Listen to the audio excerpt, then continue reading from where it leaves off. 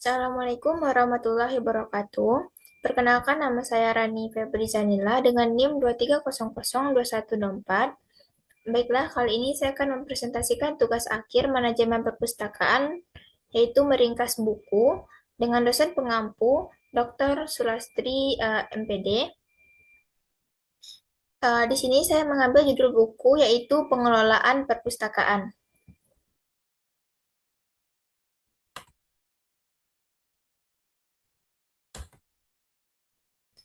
Di mana buku pengelolaan perpustakaan ini identitasnya yang pertama yang berjudul Pengelolaan Perpustakaan.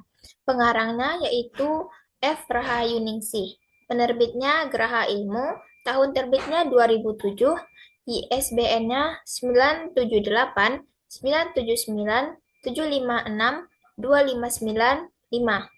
edisi cetakan pertama dan jumlah halamannya ada 143. Baiklah, yang pertama kita masuk pada bab 1, yaitu pengantar umum perpustakaan. Di mana yang pertama itu pendahuluan.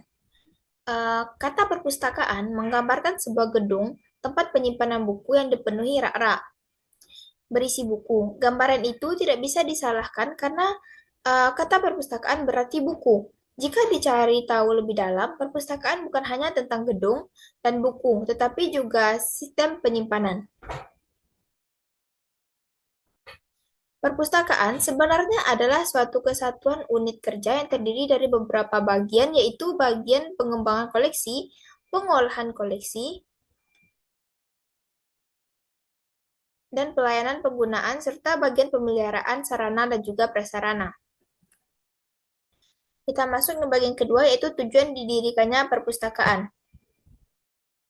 Seperti yang kita ketahui bahwa setiap sesuatu, baik itu berupa tempat atau tidak, pasti memiliki tujuan, didirikan atau dibentuknya. Sama halnya dengan perpustakaan. Secara umum, perpustakaan didirikan dengan tujuan antara lain yang pertama, mengumpulkan bahan pustaka, yaitu secara terus-menerus menghimpun sumber informasi yang relevan untuk dikoleksi. Yang kedua, mengolah atau memproses bahan pustaka berdasarkan suatu sistem tertentu. Yang ketiga, menyimpan atau memproses bahan pustaka berdasarkan suatu sistem tertentu.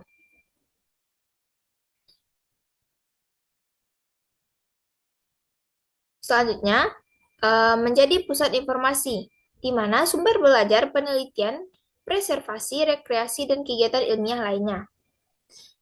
Yang selanjutnya menjadi agen perubahan dan juga agen kebudayaan dari masa lalu, masa sekarang, dan juga masa yang akan datang. Jadi dapat kita simpulkan bahwa didirikannya perpustakaan itu bertujuan untuk memfasilitasi terciptanya masyarakat yang terdidik, terpelajar, terbiasa membaca dan berbudaya tinggi, serta membentuk generasi yang nantinya mandiri, percaya diri, terbuka, dan juga mengikuti perkembangan zaman yang akan datang. Selanjutnya, berbagai jenis perpustakaan dan juga fungsinya. Setiap mempunyai anggota berbeda-beda, dikelola dengan sistem organisasi yang berbeda juga. Perpustakaan memiliki beberapa jenis. Yang pertama, perpustakaan nasional. Perpustakaan nasional di dalam suatu negara untuk menyimpan sebuah bahan pustaka yang diterbitkan dalam suatu negara. Perpustakaan Nasional Republik Indonesia didirikan berdasarkan keputusan Presiden nomor 11 tahun 1989 untuk melestarikan bahan pustaka sebagai salah satu hasil budaya bangsa dan juga menjadikan sumber informasi, ilmu pengetahuan, teknologi, dan juga kebudayaan dalam rangka mencerdaskan kehidupan bangsa dan menunjang pelaksanaan pembangunan nasional. Yang kedua ada perpustakaan umum, di mana perpustakaan umum didirikan untuk melayani semua anggota masyarakat yang memerlukan jasa informasi dan juga perpustakaan. Jadi, perpustakaan umum bersifat terbuka untuk umum, dibiayai dengan dana dari masyarakat umum dan memberikan jasa pelayanan yang bersifat cuma-cuma. Perpustakaan umum berperan penting dalam usaha pembinaan kecerdasan bangsa, di mana pada tahun 1972 UNESCO mengeluarkan manifesto perpustakaan umum. Dalam manifesto ini menyatakan bahwa perpustakaan umum memiliki 4 tujuan utama. Yang pertama, memberikan kesempatan bagi umum untuk membaca bahan pustaka. Yang kedua, menyediakan sumber informasi yang cepat, tepat, dan juga murah. Dan yang ketiga, membantu warga untuk mengembangkan kemampuan dimilikinya. Dan yang keempat, bertindak selaku agen kultural. Artinya, perpustakaan umum merupakan perpustakaan utama kehidupan budaya bagi masyarakat sekitarnya. Artinya, sebagai pusat utama kehidupan budaya bagi masyarakat di dekat sana atau sekitarnya. Selanjutnya yang ketiga ada perpustakaan khusus. Adalah perpustakaan yang mengkhususkan diri dalam subjek koleksi bidang tertentu, misalnya bidang hukum, bidang musik, bidang teologi, dan sebagainya. Dan yang keempat ada perpustakaan sekolah. Adalah perpustakaan yang melayani para siswa, guru, dan juga karyawan dari suatu sekolah tertentu. Perpustakaan sekolah didirikan untuk menunjang pencapaian tujuan sekolah, yaitu pendidikan dan pengajaran, seperti digariskan dalam kurikulum sekolah. Oleh karena itu, fungsi perpustakaan sekolah yang paling pertama adalah sebagai sumber belajar dan juga mengajar. Yang kedua, membantu siswa untuk memperjelas dan memperluas pengetahuannya. Yang ketiga, mengembangkan minat dan budaya. Yang keempat, membantu untuk mengembangkan bakat, minat, dan juga kegemarannya. Dan yang terakhir, untuk mencari informasi di perpustakaan mengenai pembelajaran. Selanjutnya yang kelima ada perpustakaan perguruan tinggi. Perpustakaan perguruan tinggi adalah perpustakaan yang melayani para mahasiswa, dosen, dan juga karyawan suatu perguruan tinggi tertentu. Perpustakaan perguruan tinggi ini didirikan untuk menunjang pencapaian tujuan perguruan tinggi yang bersangkutan dalam melaksanakan tridharma perguruan tinggi, yaitu pendidikan dan juga pengajaran, penelitian, dan pengabdian kepada masyarakat. Selanjutnya yang keenam ada perpustakaan kelembagaan. Perpustakaan ini dimiliki dan dikelola oleh lembaga-lembaga atau organisasi tertentu, misalnya perpustakaan masjid, perpustakaan gereja, perpustakaan lembaga penelitian dalam suatu instansi, selanjutnya perpustakaan bank, perpustakaan instansi kemiliteran, dan lain sebagainya. Dan yang terakhir ada perpustakaan pribadi. Adalah perpustakaan yang dimiliki dan dikelola oleh perorangan atau keluarga. Koleksi perpustakaan pribadi pada umumnya itu berdasarkan pada minat, latar belakang pendidikan, hobi, selera, dan juga kebutuhan bagi pemiliknya. Selanjutnya kita lanjut ke bagian perencanaan gedung perpustakaan. Ada beberapa pertimbangan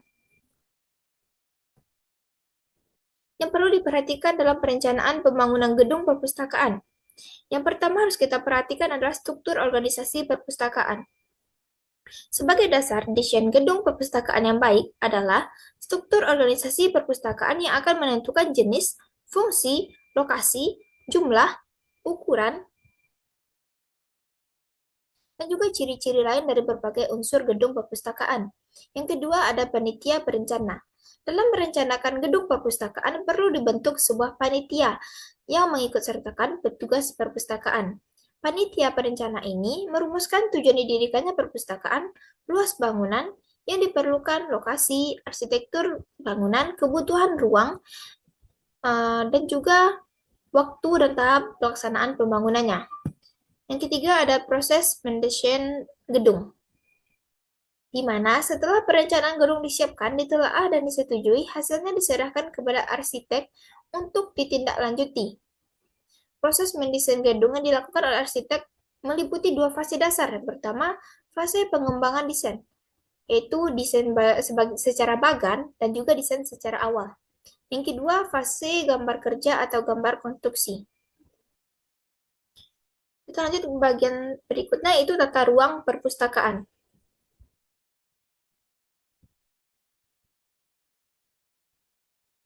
Tata ruang dalam perpustakaan dapat dipilih beberapa alternatif. Yang pertama, tata sekat, yaitu cara pengaturan ruang yang menempatkan koleksi secara terpisah dari meja baca pengunjung. Biasanya ini diterapkan pada sistem tertutup.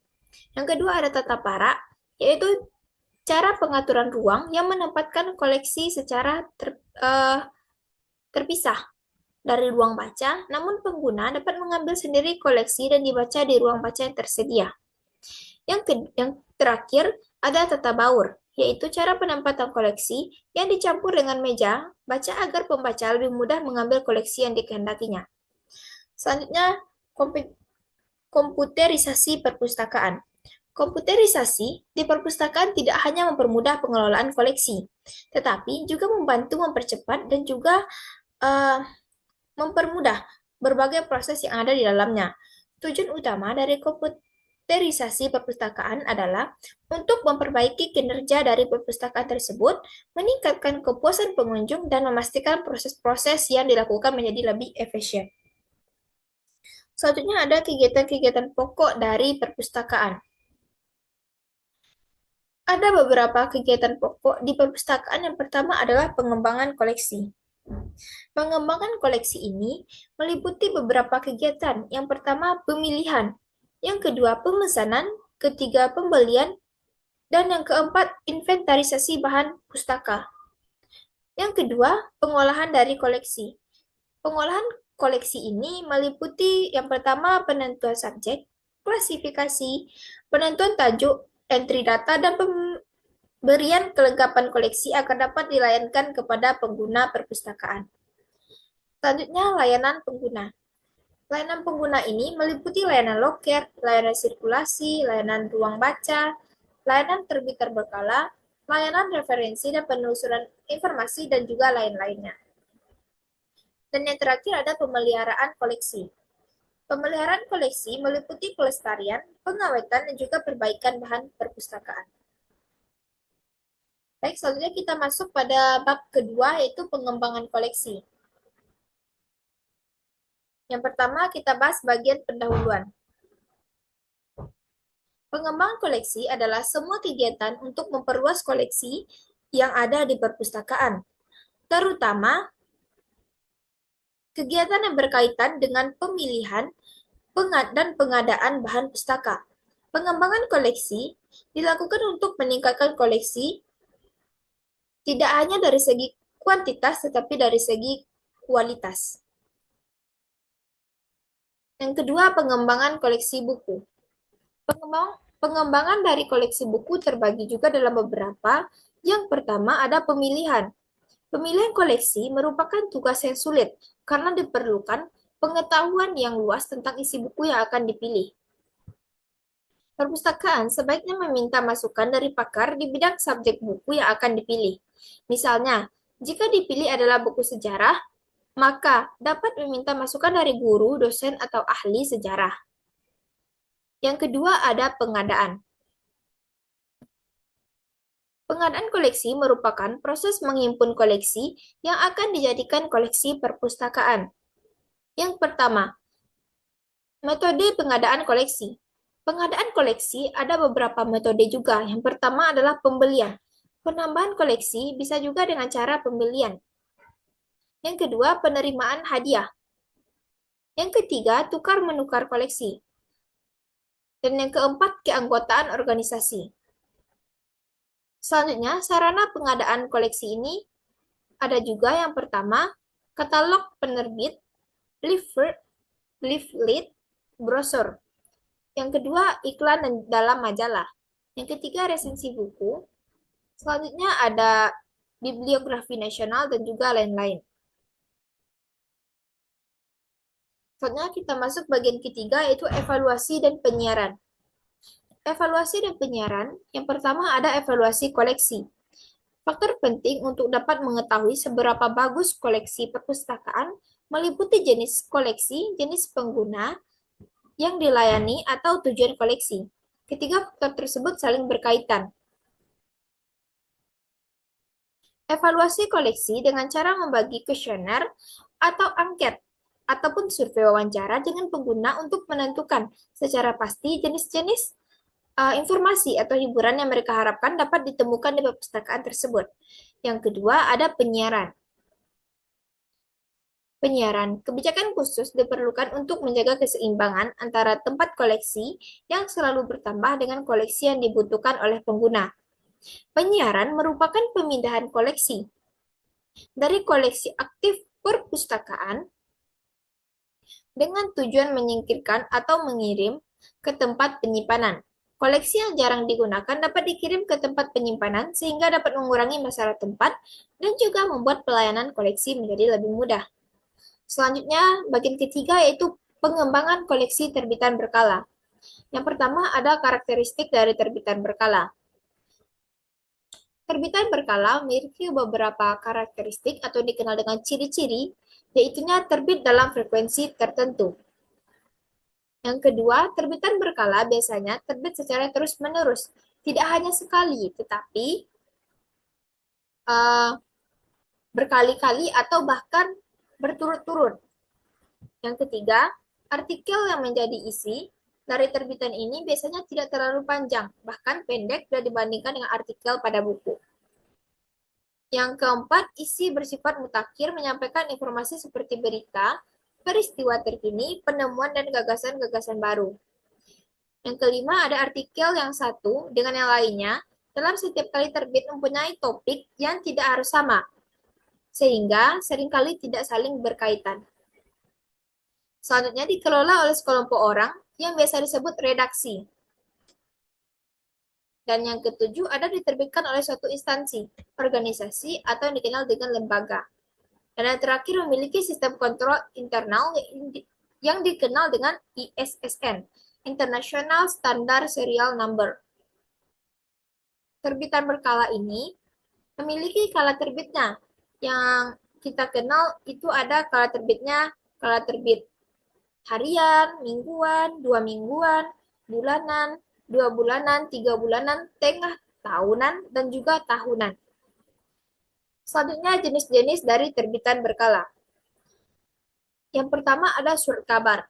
Surat kabar ini adalah terbitan berkala yang berupa kertas yang tidak dijilid, terbit tiap hari berisi berita, pengumuman, laporan, pemikiran aktual atau informasi umum lainnya yang perlu segera diketahui masyarakat umum. Contohnya surat kabar Kompas, Bernas, Kedaulatan Rakyat, Jakarta Post, dan lain-lainnya. Yang kedua ada tabloid, yaitu terbitan yang mirip surat kabar namun tidak terbit setiap hari atau minggunya atau 2 kali seminggu. Selanjutnya ada majalah, yaitu terbitan berkala yang paling sering dan umum ditemui, berisi bacaan untuk umum menggunakan bahasa yang populer dan mudah dipahami. Dan yang keempat ada, atau yang terakhir itu jurnal ilmiah, adalah terbitan berkala yang berisi laporan penelitian, artikel maupun informasi ilmiah lainnya dalam bidang tertentu yang diterbitkan secara berkala oleh suatu organisasi. Dan yang ketiga ada proses pengembangan dari terbitan. Itu yang pertama, prosesnya adalah pemilihan. Di pemilihan ini ada beberapa prinsip juga. Yang pertama, memilih terbitan yang sesuai dengan kebutuhan pengguna. Yang kedua, memilih terbitan yang berkualitas. Yang ketiga, tidak memandang suku, agama, ras, profesi, aliran politik, dan lain-lainnya. Dan yang keempat, menyesuaikan dengan dana yang ada. Yang kedua adalah pengadaan. Pengadaan ini juga ada metodenya. Yang pertama, melanggan. Di mana yang kita tahu melanggan ini adalah seperti langganan. Bila penerbit majalah tersebut berasal dari luar negeri, maka untuk berlangganan terbit itu, perpustakaan harus meminta pro forma invoice dari penerbit agar lebih jelas berapa uang yang harus dikirimkan. Yang kedua ada penerimaan hadiah. Dan yang ketiga ada tukar-menukar terbitan berkala, di mana terbitan berkala ini perpustakaan biasanya atau instansi akan saling bertukar terbitan berkalanya. Biasanya mengirimkan contoh masing-masing terbitannya. Selanjutnya, bila kedua pihak itu setuju, maka barulah pertukaran itu dapat terjadi. Dan yang keempat ada keanggotaan atau suatu perkumpulan organisasi. Yang kelima, penerbitan sendiri. Selanjutnya, ada juga langkah-langkah dari pengadaan, yaitu penyusunan daftar pesanan, di mana kita harus menyusun dulu, dibuat dulu daftar pemesanannya berisi judul, terbitan, penerbit, ISN, langganan, dan lain-lainnya. Yang kedua, pemesanan ke agen atau penerbit. Yang ketiga ada penerimaan, dan keempat ada pemeriksaan. Selanjutnya masalah terbitan berkala. Terbitan berkala ini pasti atau bahkan selalu mengalami masalah yang harus dihadapi. Yang pertama, datang tidak tepat waktu. Terbitan berkala sering datang tidak tepat waktu, sehingga informasi yang didapat tidak aktual lagi. Yang kedua, hilang atau rusak. Dan yang ketiga, harga semakin meningkat atau mahal, di mana terutama jurnal luar negeri. Hal ini mengakibatkan banyak perpustakaan berhenti melanggan terbitan berkala dari luar negeri ini. Dan yang terakhir ada keterbatasan tempat. Laju pertambahan terbitan berkala begitu cepat karena terbit secara terus-menerus dan semakin banyak judul terbitan berkala baru yang muncul tiap tahunnya. Baik, selanjutnya kita lanjut pada bab yang ketiga yaitu pengolahan koleksi. Di mana yang pertama pendahuluan. Koleksi yang telah selesai diproses di bagian pengembangan koleksi, selanjutnya dikirimkan ke bagian pengolahan koleksi. Pengolahan koleksi merupakan proses penyiapan koleksi untuk dapat dilayangkan kepada pengguna. Selanjutnya, pengolahan koleksi buku. Pengolahan koleksi buku ada beberapa cara. Yang pertama ada inventarisasi. Tahap pertama pengolahan koleksi buku adalah mendaftarkan koleksi yang baru datang. Tahap mendaftarkan koleksi biasanya dikenal dengan istilah inventarisasi. Tahap inventarisasi ini memerlukan basis data inventaris yang semula dikenal dengan nama buku induk atau buku inventaris. Basis data inventaris ini dapat dikatakan sebagai kumpulan catatan dalam bentuk matrik mengenai identitas setiap buku yang dimiliki oleh sebuah perpustakaan, yang pada umumnya mencatat hal-hal sebagai berikut yaitu tanggal pemesanan, tanggal penerimaan, tanggal pembayaran, tanggal inventaris, nomor inventaris, judul, pengarang, edisi, kota terbit, penerbit, tahun terbit, jumlah eksemplar, bahasa, asal, dan juga harga satuan serta keterangan. Selanjutnya ada yang kedua kata katalogisasi. Katalogisasi, di mana katalogisasi ini merupakan proses pembuatan daftar keterangan lengkap suatu koleksi. Disusun berdasarkan aturan tertentu.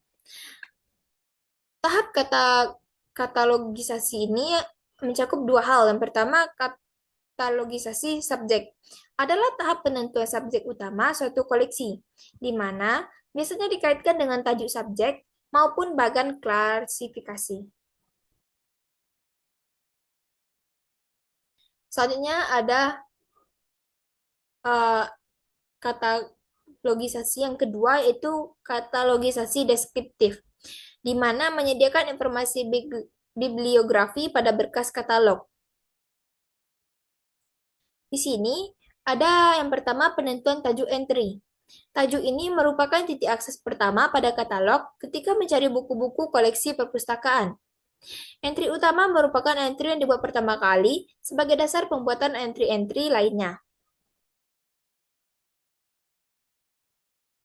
Selanjutnya ada katalogisasi perpustakaan, di mana yang kita tahu katalogisasi perpustakaan ini berarti sistematika daftar buku atau koleksi lain dalam perpustakaan yang memberikan informasi tentang pengarang, judul, edisi, dan juga penerbitan. Selanjutnya kita masuk ke bagian kegiatan pasca katalogisasi.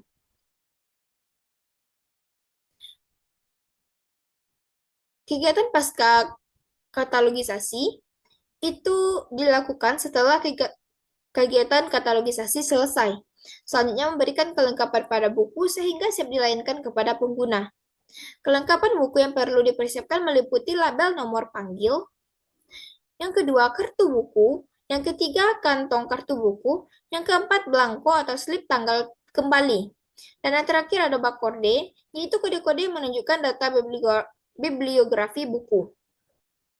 Selanjutnya kita masuk ke pengolahan koleksi terbitan berkala. Pengolahan surat kabar dan tabloid, yaitu dilakukan dengan pemeriksaan dan pemberian cap perpustakaan, di mana kegiatan mengidentifikasi kelengkapan surat kabar dan tabloid yang diterima. Yang kedua ada pencatatan. Pencatatan kedatangan surat kabar dan tabloid dilakukan pada kartu atau lembar pencatatan surat kabar. Dan yang kedua ada pengolahan jurnal makalah, juga sama dengan cara pengolahan surat kabar dan juga tabloid. Selanjutnya kita masuk kepada bab keempat, yaitu layanan pengguna. Layanan pengguna merupakan salah satu kegiatan pokok perpustakaan. Layanan pengguna ini merupakan tolak ukur keberhasilan sebuah perpustakaan. Ada beberapa jenis layanan pengguna. Yang pertama, layanan loker. Layanan locker ini adalah penyediaan fasilitas untuk menitipkan tas atau barang-barang yang tidak boleh dibawa masuk ke perpustakaan. Yang kedua, layanan sirkulasi adalah layanan kepada pengguna yang berkaitan dengan peminjaman, pengembalian, dan juga perpanjangan koleksi. Yang ketiga ada layanan referensi, adalah suatu kegiatan layanan yang berupa pemberian bantuan kepada pengguna perpustakaan agar dapat menemukan informasi yang dibutuhkan. Yang keempat, layanan penelusuran informasi, yaitu kegiatan layanan untuk mencari kembali dokumen atau informasi yang pernah ditulis atau diterbitkan mengenai suatu objek tertentu.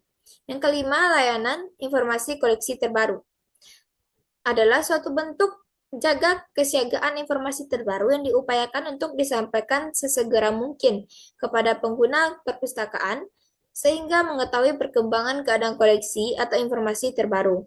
Yang keenam adalah layanan koleksi. Adalah suatu kegiatan untuk melayankan berbagai jenis koleksi yang dimiliki dari perpustakaan.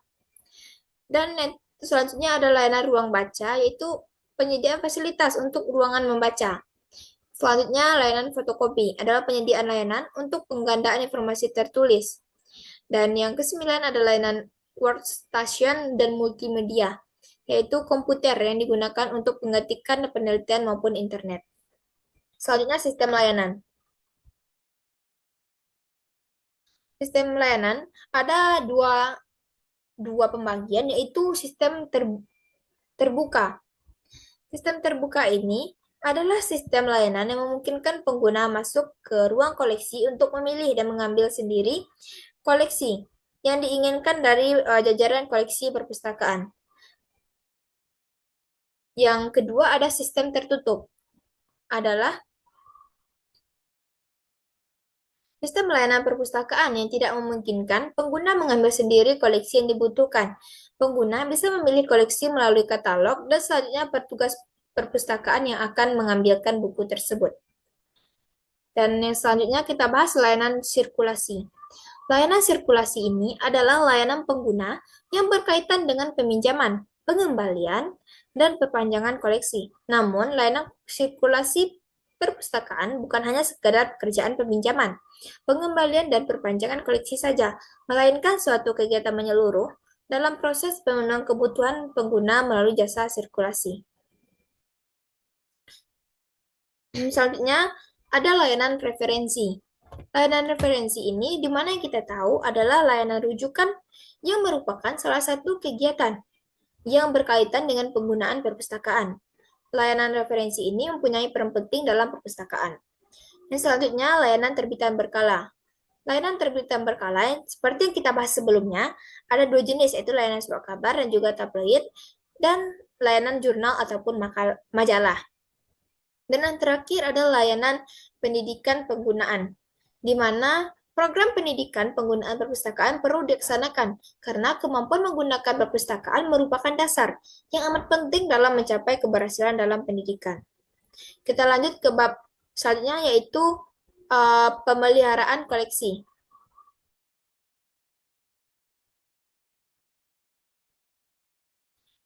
Dalam pemeliharaan koleksi, seperti yang kita tahu yang pertama, perpustakaan sebagai salah satu pengelola informasi bertugas untuk mengumpulkan, mengolah, menyajikan, dan juga merawat koleksi untuk dapat dimanfaatkan oleh pengguna dalam jangka waktu yang lama, secara efektif dan juga secara efisien.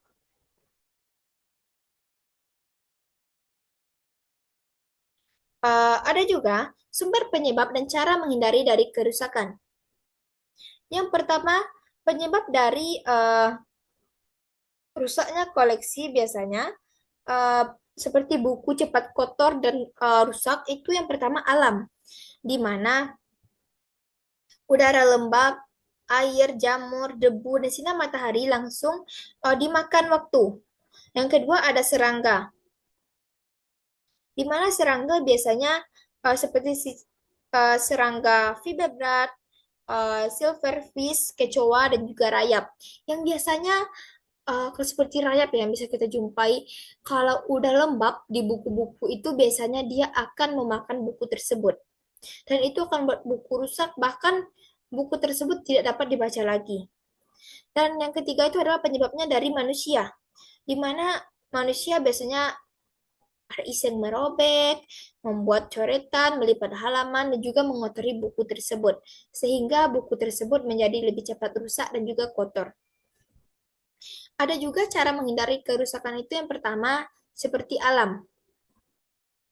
Alam, kita bisa untuk membuat ruang perpustakaan itu tetap terang. Ventilasinya harus cukup dan terawat dengan baik. Supaya tidak adanya jamur, tumbuh jamur, dan juga perpustakaan mungkin buku-buku tersebut masih terawat dan juga masih tetap dapat kita baca. Dan yang kedua itu serangga. Supaya tidak dimakan serangga, sebulan sekali buku-buku itu harus disemprot dengan cairan obat anti serangga agar buku tetap terjaga. Dan manusia, kerusakan yang disebabkan oleh manusia dapat dihindari dengan meningkatkan kesadaran para pengguna bahwa buku itu merupakan hal yang penting dan itu harus dapat kita jaga dan kita rawat agar buku dapat terus-menerus kita baca. Dan juga yang terakhir kita bahas mengenai kegiatan pemeliharaan koleksi. Pemeliharaan koleksi di perpustakaan meliputi 3 kegiatan. Yang pertama ada pelestarian. Pelestarian, koleksi adalah kegiatan yang dilakukan untuk mempertahankan koleksi agar dapat digunakan dalam jangka waktu yang lebih lama. Bentuk pelestariannya misalnya fotokopi, mikrofilm, mikrofis, film strip, slide, dan juga CD-ROM. Yang kedua ada pengawetan. Pengawetan ini adalah kegiatan yang dilakukan untuk melindungi koleksi dari kerusakan dan juga kehancuran. Koleksi yang terbuat dari kertas itu lebih mudah untuk dimakan serangga, kena noda, debu, dan juga jamur. Oleh karena itu, koleksi perpustakaan perlu dilindungi dengan cara membersihkan debu, mengadakan pengasapan untuk membunuh serangga dan juga jamur, dan menghilangkan noda. Dan yang ketiga ada perbaikan. Perbaikan koleksi adalah kegiatan yang dilakukan untuk memperbaiki koleksi yang rusak sehingga dapat digunakan lagi, seperti penjilidan, eh, perbaikan punggung buku yang rusak, seperti misalnya kita lem, kita ganti kertas sisi penutupnya, dilapisi kain penguat atau kasa. Maksudnya kita juga bisa perbaikan halaman buku yang rusak, seperti diberi perekat kedua sisinya. Soalnya bila halaman bukunya robek dan tidak mungkin direkatkan, maka kita bisa. Baiklah, selanjutnya yaitu perbaikan halaman yang lepas, di mana pada halaman yang lepas kita bisa memberikan lem pada punggung halaman untuk menempelkan halaman yang lepas itu. Lalu dipres agar lemnya kuat dan juga rata. Dan yang terakhir ada penyampulan bahan pustaka. Bahan pustaka diberi sampul, plastik atau kertas supaya lebih awet dan tidak mudah kotor. Mungkin hanya itu yang dapat saya sampaikan pada kali ini. Terlebih dan terkurangnya saya memohon maaf. Wabillahi taufiq wa hidayah. Assalamualaikum warahmatullahi wabarakatuh. Terima kasih.